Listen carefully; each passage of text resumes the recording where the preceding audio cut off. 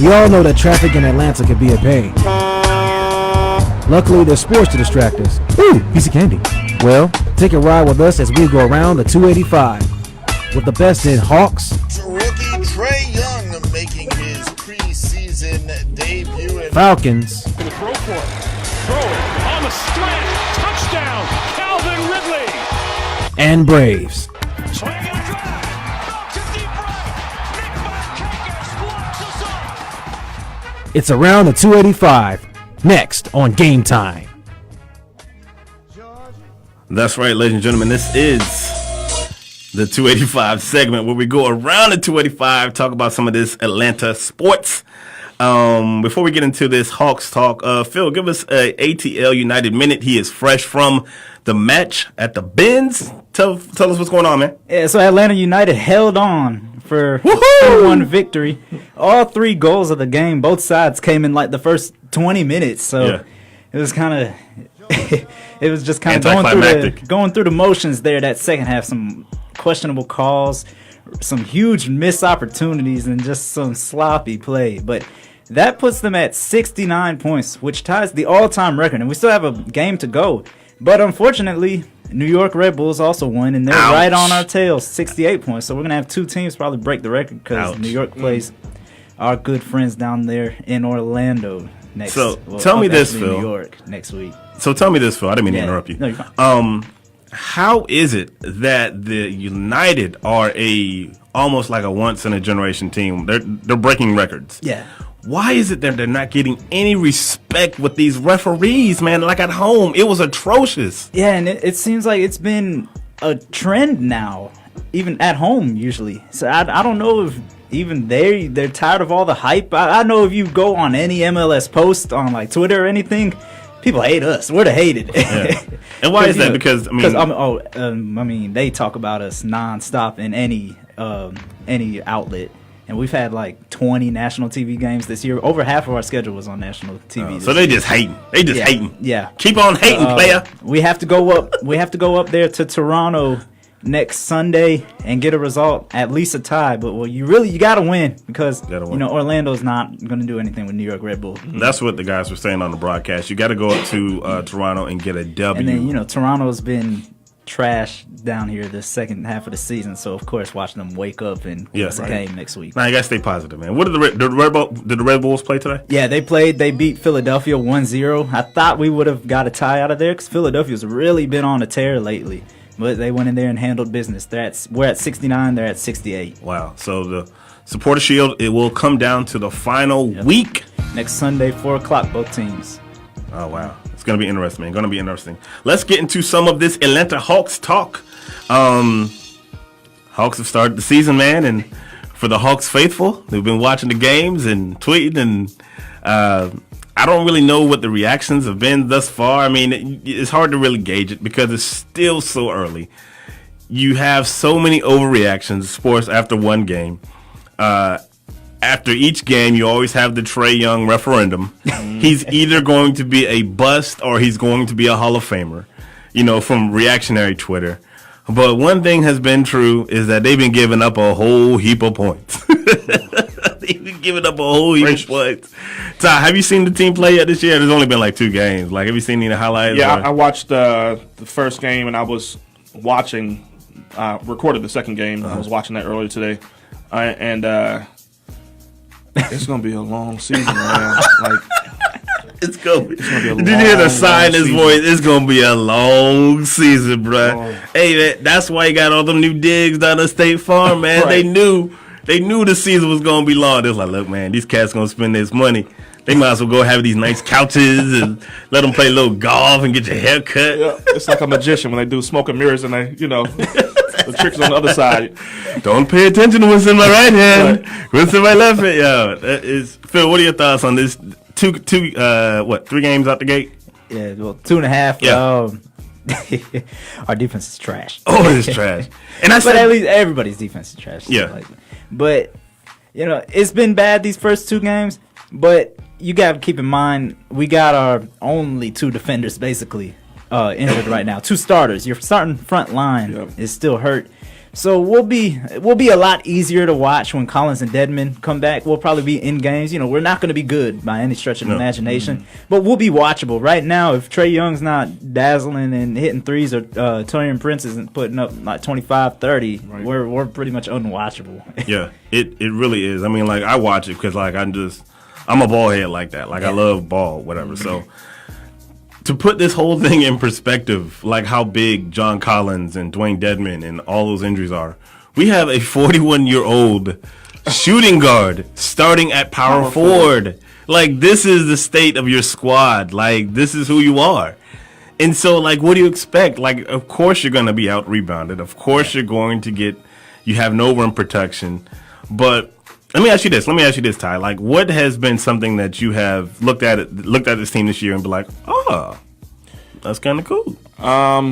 Their shoes.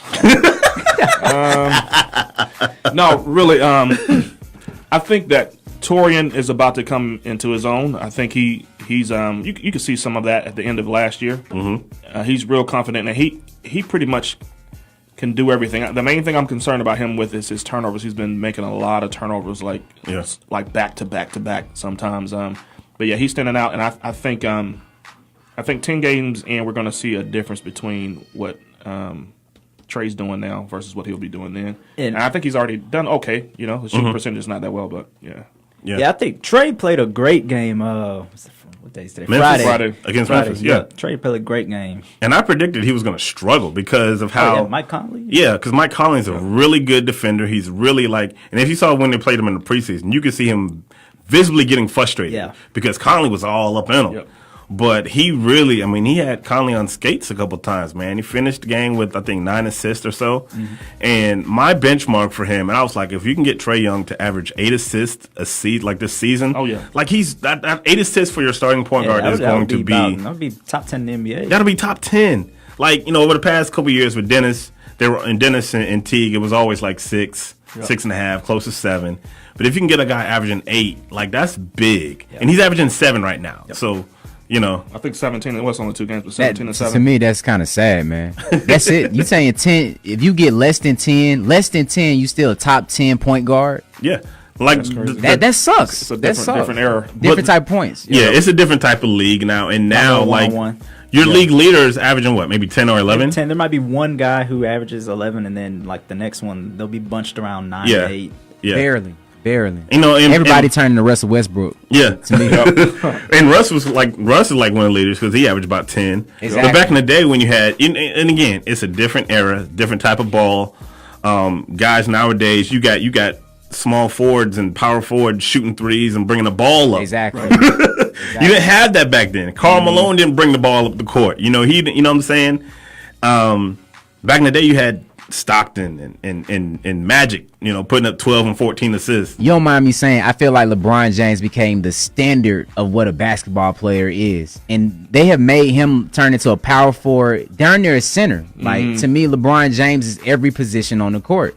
Yeah. Kevin Durant, all them type of players, that's the standard form now. Yeah. Every single one of them, bro. That's the reason why we're getting players doing that now. Yeah. Able to bring the ball up. Anthony Davis, that's what makes him a beast. Yeah. Yep. And I think Kevin Garnett was like the first site where we saw this guy like, man, this dude's like 7 foot, and he can dribble, he can shoot. And then Braun like kind of took it to another level, and then he like made it normal. So you have guys like Kevin Durant. You have guys like Anthony Davis who are 7 feet and can play point guard. And it's normal now. It's normal. Ben Simmons. Yeah, Ben Simmons. Ben Simmons is what, 6'10"? Yeah. God, dog, and he's a point. Yeah, he's like 6'9", 6'10". That's crazy. Like, I think he's listed at 6'9", but he's probably closer to 6'10", because you stand next to them big boys, he's right up there with them. Yep. And Chris Paul can't guard him, man. Nah. It's gonna take him clean out the game. You got to put your like small forward on him. Yeah, he gonna spit on him. He gonna spit on him. But the NBA is trending in a different direction, and you just have to adjust with it. There's a lot of points being scored. One thing I was encouraged by was the fight of this team. Even though they get down by like 20 or so, they keep on fighting. Yeah, they always make it a little interesting. Yeah, they make it a little interesting. Like in the New York game, they brought it back down to 13, and that's what I like to see. I like to see what is your fight going to be like. Yep. You know what I'm saying? Because you're going to lose some games. Yeah. I want to see what your fight looks like. Let's see what fight looks like in February when we're about 10-40. Yeah. You still want to fight. That is really true. That's because where Coach Lloyd Pierce will see how good of a coach he is, because Bud did a great job last year keeping them fighting all 82. Can you keep these young guys interested? That is going to be the question of the year. Currently, the Hawks are down 33-46 Sounds about in right. Cleveland. I predicted on my podcast this week that they'll probably lose this game, and I said that they'll probably lose this game and they'll probably win the home opener. Yeah, So- I think the juices will be someone's going to go off in the home You opener. got I think to. someone was going to have about 30-35 in the home It's going to be so much energy in that building. All the stars are going to be out. Oh, yeah. our only national TV game. Yeah. and I think that's kind of well deserved, because if you're going to have one, you might as well have that one. That's the only one for the whole season? Yeah. We didn't have any last year. I mean, we have about 5 NBA TV, but they don't really count that. NBA TV don't really count. That's not really. Yeah, man. So 33-46, man. I mean, nobody's really.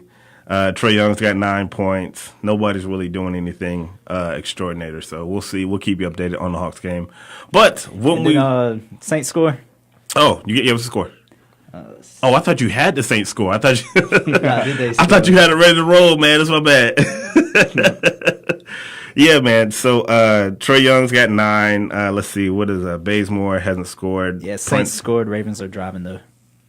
3 minutes left. All right. So we'll see, man. We'll see. But what we'll do is take a quick break, and we'll come back with our last 2 segments: bells and buzzers, magic number, shout outs, and then we'll get up out of here. You're listening to the Gametime Radio Show with the Gametime crew on the Real 1100 iHeartRadio, TuneIn, and Facebook Live. We'll be right back.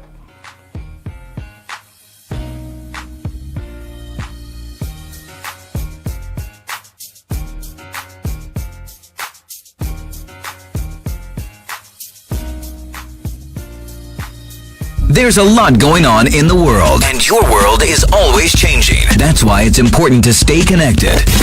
The latest news, the latest entertainment, the newest music. If it's in the air or on the air, it can be in the palm of your hand, wherever you are, with the iHeartRadio app.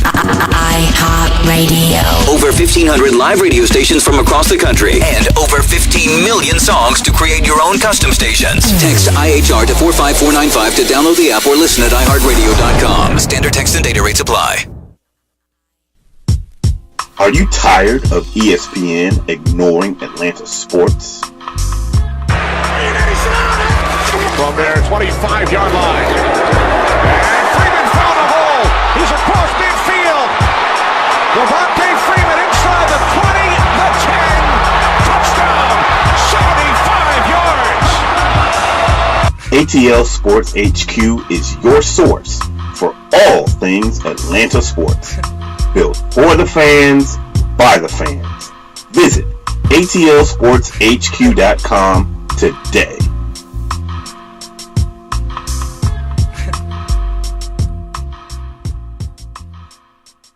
Well, my mama said the only thing that can fix you when you're feeling blue is some bells and buzzers. All right, ladies and gentlemen, bells and buzzers. One of my favorite segments of the show, where we let our hair down a little bit.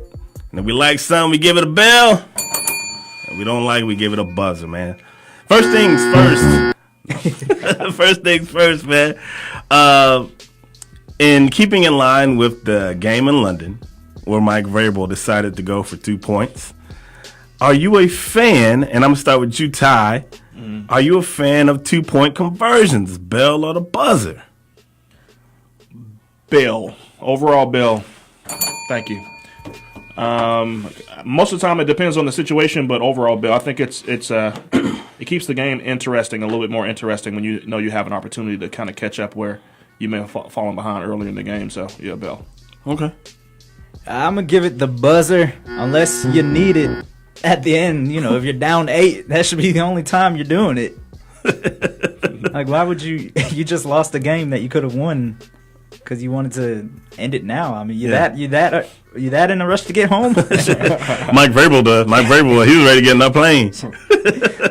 I'm going to give this one a bell. Mainly because I'm mad at our kicker. I can't stand kickers, man. Kickers drive me crazy. You got one job. and that's to kick the football through this little hoop. And if you can't do that, man, you guys to go. And I know he's gonna be around next week because he made the field goal. He's gonna be around, but yeah, man, I'm not a fan of these kickers, man. Go ahead. Every touchdown should be followed by a 2-point conversion, man. So I'm gonna hit the bell on that one, man. Another one. We talked about NBA fights earlier in the show. I know we all like the entertainment, so this isn't necessarily a bell or a buzzer. Do you guys have a favorite NBA scuffle? Ooh. You had to think about that one. Zaza and KG. There's so many good ones. Zaza and KG. Yep. Zaza and KG. Yeah, that was a good one. I'm gonna have to go to the Rumble in the Palace or whatever. Oh, yeah, the Malice. Yeah, Malice in the Palace. Yeah, sorry. What is that? Indiana and Detroit some years ago when the stands started fighting with the Thank fans. you. That's the one I was referring to. Thank you. What's his name? Ron Artest? Yeah. Meta World Peace. Man, Yes. that guy is still, Yes. his jaw still like healing from what Jermaine O'Neal did to him. That Yeah. All time. There's nobody beat that. Yo, that had to be the greatest scrum ever because you had fans rushing the and the best breakdown of that was, I think somebody was on the Dan Lebertard show and they were talking about that, and they were talking about Ron Artest after the game. And so after the game, Ron Artest and Jermaine O'Neal are sitting in the locker room, and Steven Jackson was the one telling the story. He said, we're sitting in the locker room, everybody's bleeding, our shirts are torn, and he says, Ron Artest looked at me, and with all sincerity, he said, hey man, you think we gonna get in trouble for this? Wow. Yo, we have to find this. That man is stupid, bro. That man a fool. That's amazing. Yo, man, I have got to find the sound of Steven Jackson telling that story, but that is gold, man. Honorable mention from me is when I forgot who this Caucasian gentleman was who punched Kareem. He like elbowed him in the stomach, right? And so I think this was maybe when Kareem was going by Lou Alcindor. It was like in the 70s or something. Okay. So he hits Kareem in the stomach, and Kareem goes like this. He's like kind of crunching his stomach. About 5 seconds, he comes back, composes himself, and smacks my man right in the face with a closed fist. Now, if anybody knows Kareem, they know he knows that jujitsu. Yeah. Like, he knows karate. Like, for real. Like, he was in that Bruce Lee movie. Yeah, right. So, that's got to be honorable mention for I haven't me, seen man. it. I need to go pull that up on YouTube. You never seen the one with, I forget the name of it. But yeah, man, him and Bruce Lee have some crazy, amazing fight scenes, man. Oh, yeah, I've seen that movie. I'm still haven't seen the actual fight. With Oh, him. yeah. I had to send it to you, man. It's pretty dope, man. It's pretty dope. The lottery was up to $1.6 billion this week. A lot of people playing the lottery, driving across state lines, playing the Mega Millions. I don't even know if we have a winner. Last I saw was 1.6. I don't know if anybody won. Phil, bell or buzzer on the lotto? Buzzer. You got like a 1 in 330 million chance of winning. That's more than people in the whole country. Ty, bell or buzzer on the lotto? Buzzer, man. I was having this conversation with my girl this weekend. And I was telling her, I was like, you don't want to be a fool and just buy one because you're like, what am I going to do? Then you buy 15, you're still like, that's really not going to do anything either. So they're going to get you either way. Like, you're going to waste your money with one ticket or 20 tickets. You're going to feel more dumb when you spend that much money and still don't win. So I'm like, I'm buzzering all day, man. We got a stud from the chat room. My man Derek Thompson said, my stud is Rajon Rondo. Not every starting point guard can lead the NBA in assist and throw a good hook. He said his dud is Brian Kemp. How you going to run for election and be in charge of the election? Shout out Stacey Abrams. Shout out to Stacey Abrams. Come holler at us. Stacey, come get on the show. Yeah, man, I'm going to hit that buzzer on Lotto too, man. I'm going to hit that buzzer. I got a coworker that swears by the Lotto, man. He's always hey man, them scratch offs are hitting, man. But you gotta go to the gas station off of Roosevelt. Because those are the ones they hitting, man. I'm like, nah, man. I kind of look at my bread a little bit different to be throwing away in some Lotto. What you just say about Stacey Abrams? Stacey Abrams, man. Stacey Abrams for governor, man. That's she just gave y'all a stud. No. One of my guys gave a dud to Brian Kemp, who was her opponent. Oh, okay. So we said, nah, man, we're gonna roll with Stacey Abrams. Okay. So that's our folk. So let's go right into magic number, and then we'll get up out of here.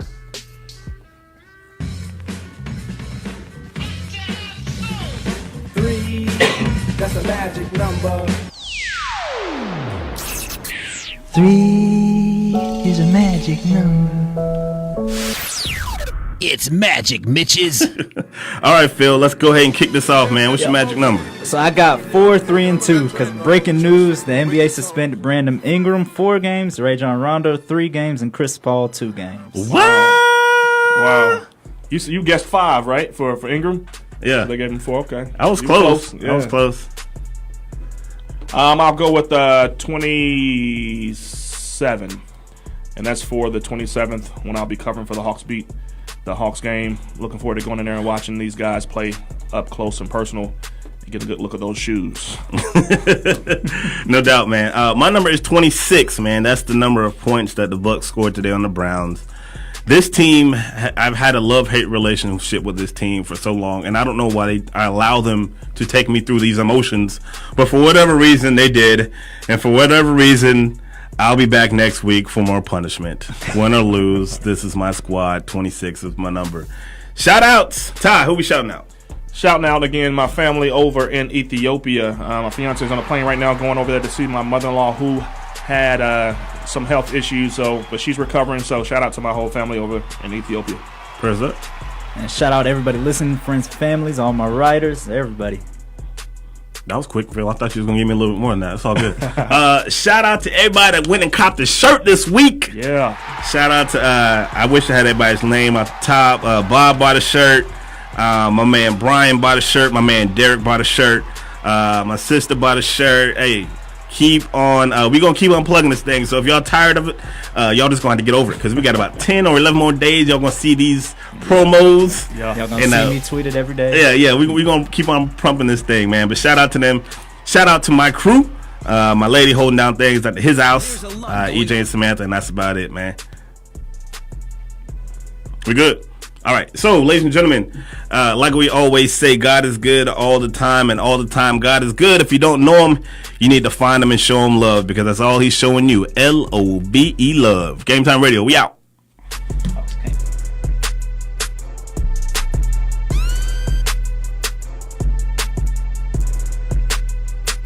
Hi, Daddy.